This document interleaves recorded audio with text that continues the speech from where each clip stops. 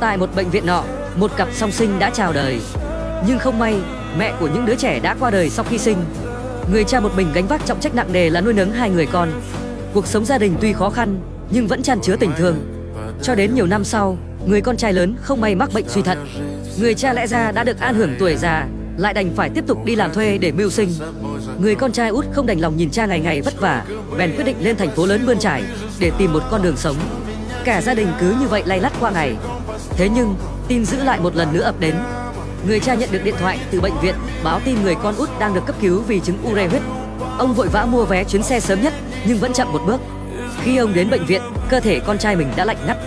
Sau đó, người anh trai hay tin dữ của em mình, anh bị sốc tâm lý nặng nề, bệnh tình chuyển biến xấu đột ngột, cuối cùng anh cũng không may qua đời.